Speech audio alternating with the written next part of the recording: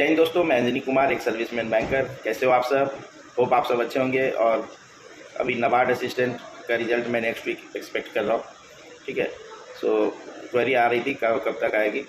और आज जो क्वेरी है वो कुछ लोगों ने पूछा है कि सर एसबीआई और आईबीपीएस बैंक में कौन सा बेहतर है और क्या अंतर है सैलरी एंड पर्क्स में।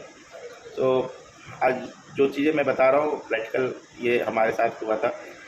जब मैंने एसबीआई जे क्लियर करने के बाद आरआरबी, ओए एंड आईबीपीएस क्लर्क का मेंस एग्ज़ाम स्किप कर दिया था। प्री क्लियर हो गया था, मेंस मैंने नहीं दिया था 2016 में। आई थॉट कि एसबीआई हो गया तो फिर आईबीपीएस में क्यों जाना या आरआरबी में क्यों जाना। वही हमारे कुछ साथी थे जिन्होंने आईबीपीएस क्लर्क का भी एग्ज़ाम दे दिया। ठीक है, सो वो क्या हुआ कि जब पोस्टिंग मिली तो मैं भी काफ़ी नाराज़ था, जो घर से दूर पोस्टिंग मुझे मिली थी एसबीआई में। फिर मुझे अफसोस हो रहा था कि यार मैंने आईबीपीएस क्लर्क क्यों मिस आउट कर दिया। ठीक है, मुझे देना चाहिए था, एटलीस्ट पोस्टिंग का एक ऑप्शन हो सकता था। और हमारे कुछ साथियों ने जो दिया था, एक साथी हैं वो हिमाचल के हैं, तो उन्होंने फिर क्या किया कि कैनरा बैंक उनको मिला था। तो कैनरा बैंक जब इंटरव्यू के लिए गए तो उन्होंने इंटरव्यू मीन्स डॉक्यूमेंट वेरिफिकेशन, तो बताया कि मुझे होम पोस्टिंग मिलेगी तभी मैं एसबीआई से स्विच करूंगा। तब तक एसबीआई में उनका 5-6 महीना हो गया था। तो क्या होता है कि जब आप स्विच करते हो तो दूसरे बैंक को स्टाफ इमीडिएट वो वर्क के लिए यूटिलाइज़ कर सकते हैं, उनको ट्रेनिंग देने का ज़्यादा ज़रूरत नहीं होता है। तो 6 महीने का जो प्रोबेशन पीरियड ही है तो लगभग ख़त्म हो गया था उनका एसबीआई में।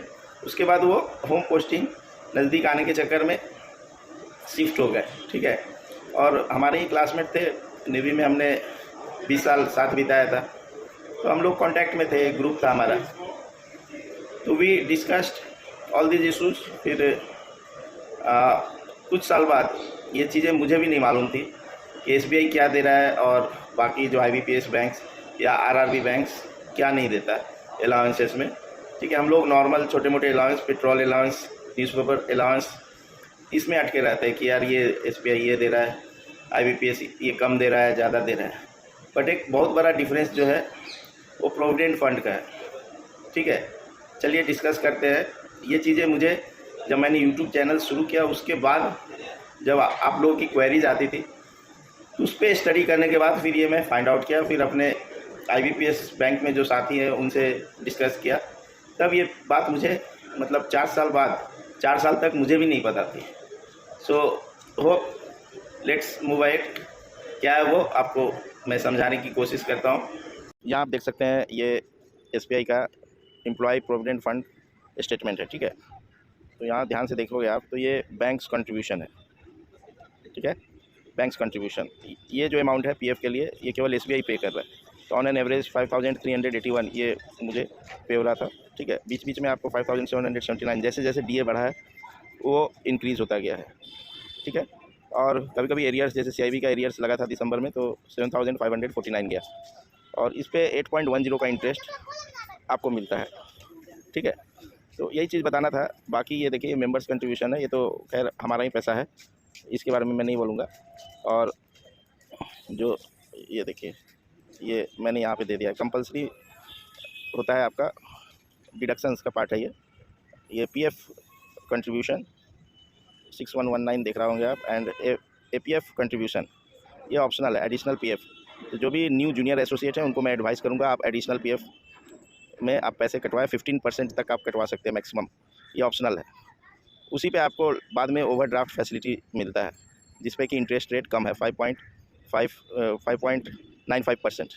ठीक है, तो आप जैसे जैसे आपका एडिशनल पीएफ कंट्रीब्यूशन में एक तो आपको टैक्स बेनिफिट हो गया, दूसरा इंटरेस्ट 8.10 का है, और तीसरा आपको सब्सिडाइज रेट पे आपको पर्सनल लोन या ओवरड्राफ्ट फैसिलिटी उस पर मिलता है। ठीक है, रिक्वायर्ड होगा तो मैं सेपरेट वीडियो बना दूंगा, बट जनरली मैं सजेस्ट करूंगा।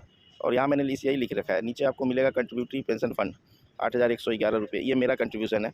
तो एसबीआई जो है आपको पेंशन फंड के लिए अलग से पैसा देता है एंड पीएफ के लिए भी सेपरेट कंट्रीब्यूट करता है, जबकि आपको बाकी सभी जगह, बाकी और बैंकों में आपको केवल पेंशन के लिए कंट्रीब्यूशन हो रहा है। और ये उनके लिए लागू है जो अगस्त 2010 के बाद जब से एनपीएस बैंक में लागू हुआ उनके लिए ये लागू है। पहले जो पीएफ कंट्रीब्यूशन आईबीपीएस बैंक्स या आरआरबीज में मिलता था उसी को उन्होंने एनपीएस में कन्वर्ट कर दिया है। वो सेपरेट अब एनपीएस दे रहे हैं, वो पीएफ को ही दिखाकर। तो यही एक बड़ा डिफरेंस है। तो आप शॉर्ट रन में ये आपको बहुत बड़ा डिफरेंस नहीं लगेगा, बट लॉन्ग रन में आप देख लो, मुझे अभी तक बैंक की तरफ से 4,29,702 रुपीज़ ये बैंक का कंट्रीब्यूशन मुझे मिल चुका है। जो मेरे साथियों को जो आईबीपीएस बैंक या आरआरबी बैंक ज्वाइन किए थे मेरे साथ या मेरे आसपास, उनको ये चीज़ें नहीं हैं। तो मेरा 6 ईयर्स कंप्लीट हो चुका है, 7th ईयर रनिंग है। तो इन लॉन्ग रन जब आप 20 साल, 25 साल, 30 साल काम करोगे तो ये एक बड़ा डिफरेंस बन सकता है। बट साथ ही एसबीआई में वर्कलोड भी ज़्यादा है और पीओ को तो 4 इंक्रीमेंट एडवांस इंक्रीमेंट मिलता है, ये तो सभी जानते हैं। होप ये इन्फॉर्मेशन आपको काम आएगा। Thank you for giving your precious time. और कुछ ऐसा इंपॉर्टेंट क्वेरी हो तो आप कमेंट सेक्शन में लिखना।